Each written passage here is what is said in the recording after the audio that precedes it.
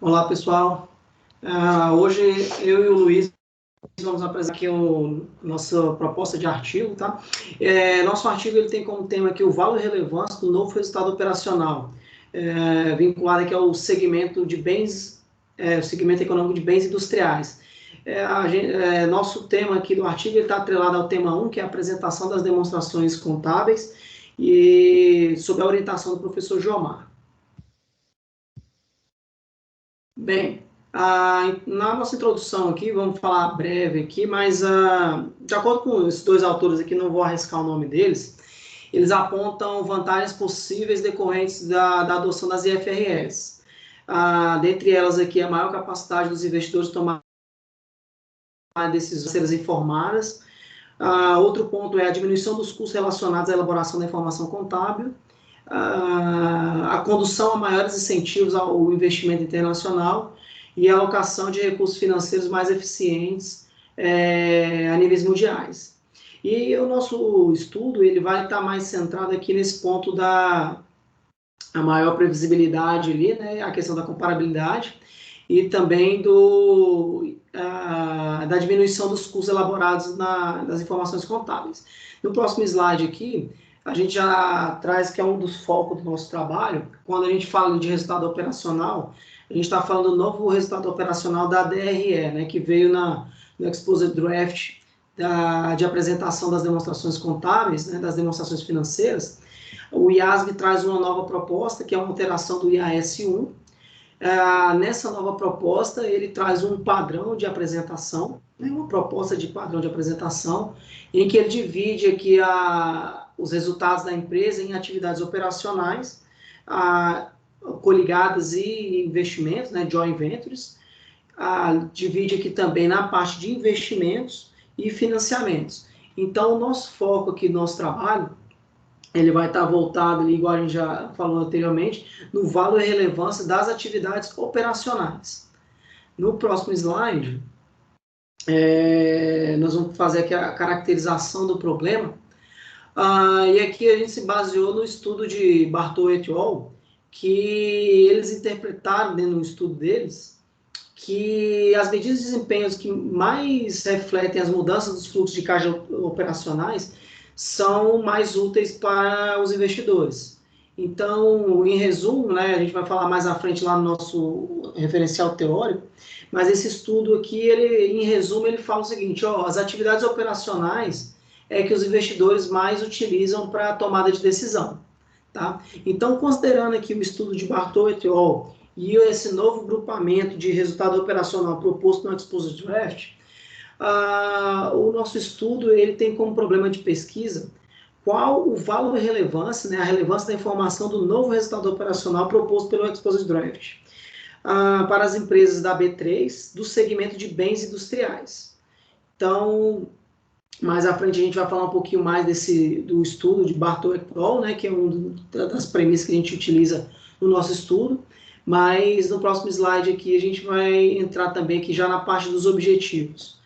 E no nosso estudo, o objetivo geral que nós buscamos aqui é avaliar o valor e relevância, né, do novo resultado operacional na previsibilidade das ações para o segmento de bens industriais. Porém, para atingirmos aqui o objetivo geral, nós segregamos em 3 objetivos específicos, que é demonstrar as alterações propostas, né, para a nova DRE. E aqui, já adiantando um pouquinho lá do nosso referencial teórico, vai ter um ponto que a gente vai falar dessa nova DRE, essa transição do IAS 1 para a proposta nova de resultado. Tá? O outro objetivo específico, nós vamos falar sobre, vamos analisar, né, a métrica do valor e relevância para o resultado operacional. Então, dentro do nosso referencial teórico também, a gente tem um ponto lá que a gente vai falar de valor e relevância. E também vamos falar também vamos fazer aqui, né, avaliar, né, os benefícios do grupamento do resultado operacional, que também vai ter um item no referencial falando aí do resultado operacional, quais são as vantagens, desvantagens, o que os estudos acadêmicos falam sobre essa métrica aí de resultado operacional. No próximo slide, a gente traz como justificativa de pesquisa, ele trata de um estudo, né, relacionado à adoção de uma futura norma e dos possíveis impactos. Então, pelas pesquisas que fizemos também, ele é um estudo pioneiro aí na pesquisa contábil brasileira, né? Então, assim, é uma antecipação da academia frente aos demais interessados aí na adoção dessa norma. Então, ela tem grande importância para acadêmicos, empresas, órgãos reguladores, profissionais de contabilidade, auditores, porque ela vai impactar aí uma das principais peças contábeis, né, que é a demonstração do resultado. Então, é onde está o foco ali dos investidores. Então, a gente sabe aí que o IASB ele está discutindo ainda, está na fase de exposure draft, porém, depois, o próximo passo aí é a emissão de uma norma, e após a emissão da norma, o Brasil ele vem adotando aí, por meio do CPC, essas normas IFRS. Então, a gente está se antecipando aí nos impactos, na relevância dessa informação para o mercado. No próximo slide,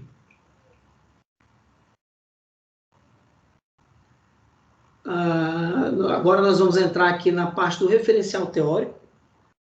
E aí, como falado anteriormente, né, o estudo de Bartol, abrindo um pouco mais ele aqui, ele faz um estudo com quase 20 mil empresas, 46 países, dentre eles o Brasil, né, do período ali de 96 a 2005.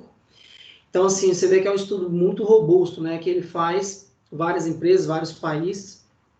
E aqui, basicamente, nesse estudo, ele faz porque é o seguinte, ele avalia as medidas de desempenho divulgadas aí pelas empresas, né? Então, costumeiramente a gente vê, principalmente a parte de RI, né, na hora que vai divulgar o resultado das empresas, a relação de investidores, ora eles falam de resultado operacional, ora fala de EBITDA, ora fala de lucro ajustado, e aí ajustado a alguma coisa, né? Lucro recorrente, lucro não recorrente. Então, tem essas várias métricas de desempenho aí que é utilizada no mercado, não tem um padrão. Então, dependendo da situação, do momento da empresa, ela divulga uma métrica dessa de desempenho. Então, dentre essas várias métricas, eles avaliaram e chegaram na conclusão aqui que não há um consenso mundial, né, entre essas medidas e avaliada pelos investidores. Porém, o resultado operacional e o EBITDA são os que possuem maior valor e relevância por possuir maior associação com o retorno das ações. Então, até por isso a gente delimita em nosso estudo voltado para esse resultado operacional, para verificar se essa proposta de resultado operacional que o IAS está trazendo, se ela é relevante ou não, né? Se essa informação contábil ela vai ser relevante ou não. Outro estudo que nós trazemos aqui no referencial teórico é o estudo de Pima, em que ele fala o seguinte, que as finanças modernas, né, elas distinguem as atividades operacionais de financiamento. Elas agregam valor diferente para o acionista. Então, essas informações têm relevância diferente aí, a depender do tipo de análise, do tipo de acionista. E o mercado ele busca segregar essas atividades do negócio. Então, basicamente, aí, quando vai fazer um valuation, alguma coisa nesse sentido de avaliação de empresa, precificação aí das ações, os analistas eles segregam atividades operacionais e atividades de financiamento e investimento, que é o que o IASB está buscando aí convergir para facilitar a vida aí dos analistas. No próximo slide, o Luiz ele já entra falando da parte do valor relevância. Luiz, toca aí, meu amigo. Oi, obrigado, Rumenig. Então, continuando aqui a brilhante apresentação do Rumenig, falar um pouquinho mais do referencial teórico. A parte quantitativa da nossa pesquisa, né, vai ser avaliar se o lucro operacional traz algum benefício ou é relevante na tomada de decisão dos acionistas, né? E essa tomada de decisão ela é consubstanciada no valor das ações. Se uma ação, se o acionista resolve comprar uma ação ou vender ela com base em uma informação, então essa informação deve ser útil para ele. Então, valor relevância, né, em poucas palavras, é basicamente uma técnica que busca associar o preço das ações, ou a variação de preço das ações, com informações contábeis. Aqui um breve histórico. Estudos desse tipo começaram em 1968 com Ball Brown e também um outro trabalho de Beaver, que buscaram, né, relacionar variáveis contábeis com o valor das firmas, né, com o preço das ações. Depois, em 93, Amir, Harris e Venuti, eles cunharam o termo valor relevância, né? Em 95, o Walson fez o trabalho que para nós vai ser a base, né, o modelo base. E em 2001, o Hodgson e o Watts, eles classificaram, né, as diferentes técnicas, as técnicas, né, até então publicadas em 3 grupos diferentes, as técnicas de valor relevância. O primeiro é os estudos de associação relativa. O que seria? Você tem vários modelos de mensuração diferentes e você quer saber qual deles é mais relevante para o usuário das informações. Então, você roda 2 regressões e compara o R2 das duas, né, o poder explicativo dos 2 modelos. Nesse sentido, então, você vai dizer que um é melhor do que o outro se o R2 for maior. Depois tem o estudo de associação incremental e o estudo de conteúdo, da informação marginal, que é basicamente o quê? Você pega um modelo que já existe e acrescenta a ele uma variável e diz se essa variável é significativa ou não para o comportamento dos preços das ações. Nosso estudo é basicamente assim. A gente vai incluir, num modelo pré-existente que a gente selecionou, a variável de lucro operacional e ver se essa variável é significativa ou não. Então, aqui a gente está apresentando o modelo de Olson, né?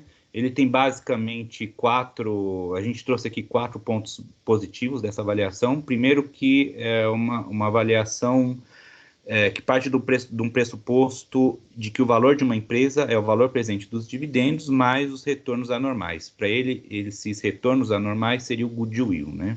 Que é a diferença do valor de mercado com um valor adicional potencial. Depois, ele relaciona o valor da empresa com variáveis contábeis, né? Que é o que a gente quer. No modelo dele, ele relaciona o preço das ações com o lucro líquido e com o patrimônio líquido das empresas. E aí a gente vai incluir o lucro operacional.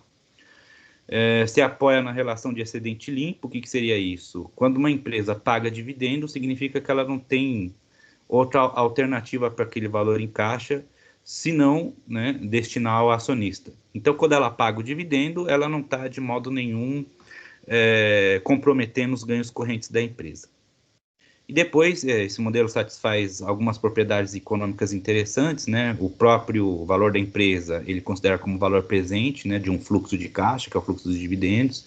Considera que no momento do pagamento do dividendo, a administração fez uma avaliação, né, fez uma avaliação racional, né, de como utilizar os recursos e não comprometendo, assim, os ganhos correntes. Então, premissas que a gente entende como interessantes e factíveis. A metodologia, então, é muito simples, não tem nenhum segredo, é um modelo já estabelecido, que é o de Olson, e nós só acrescentamos uma variável a mais, que é o lucro operacional por ação, tá? 2 observações importantes. Primeiro é que a gente vai pegar o preço da ação no 4º mês, tá? A gente vai, por exemplo, a publicação é no final do ano, a gente vai pegar o valor das ações, o preço das ações em abril, para comparar com o resultado, para comparar com as demonstrações financeiras. Por quê? Porque aí você deu tempo do investidor fazer, primeiro, né, da empresa publicar as informações, depois do investidor ler, entender e tomar a decisão dele, vender ou comprar a ação, enfim.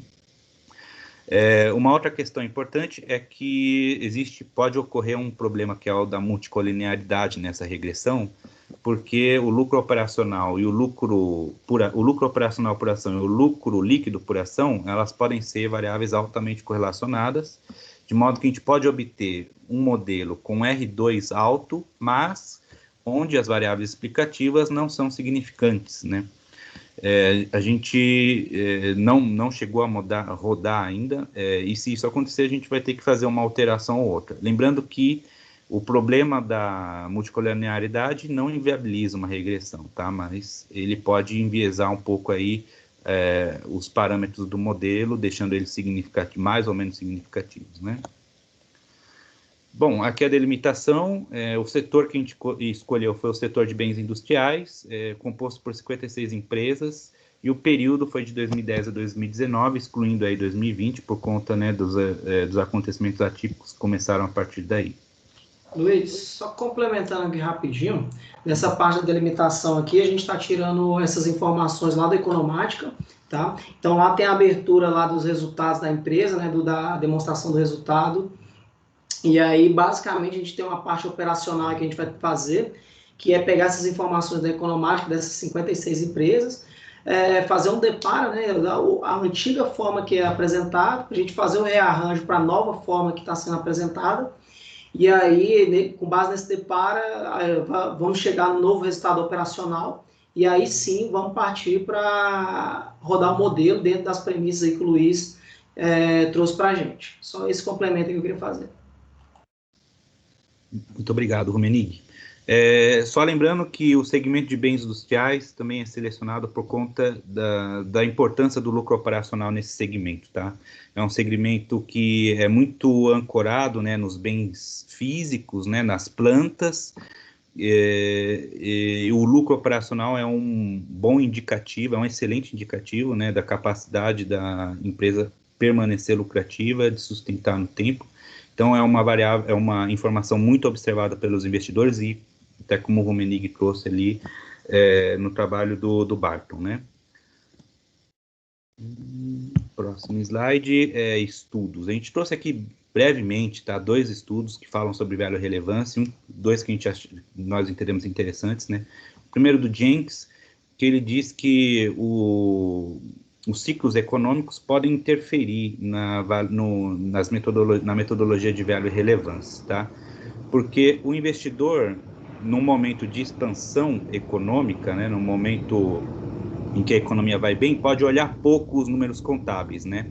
Ele vai estar mais interessado nas expectativas de retorno e não na informação contábil, que é a informação presente e passada. Por isso ele diz que em momentos de boom econômico, as pessoas podem não olhar muito, dar muita relevância para os números contábeis, e ao contrário, em momentos de depressão, elas podem sim dar muita importância para os números contábeis, tá? Um outro trabalho que é o do Cotrim, ele apenas uma exemplificação de trabalho recente, né? Ele avaliou empresas no segmento da B3, né? Ele avaliou o valor e relevância de propriedades para investimento. Esse ativo ele pode ser avaliado por custo amortizado ou por valor justo. Ele só fez uma segmentação do que seria mais relevante para o investidor, que tipo de informação é mais relevante para o investidor. E o resultado dele é de que nenhuma das duas informações é utilizada pelo investidor para tomada de decisão, tá? Próximos passos, então, discussão em sala de aula, dia 19. Esperamos ter uma reunião individual com o professor entre o dia 20 e o dia 23. Finalizando a reunião, a gente já também pretende correr com o referencial teórico, entregar até o dia 23 também. Rodar modelos econométricos até o dia 5 e também obter resultados desses modelos até o dia 5, interpretá-los. Fazer a formatação final do trabalho até o dia 17 para entregar no dia 22. Aqui as referências.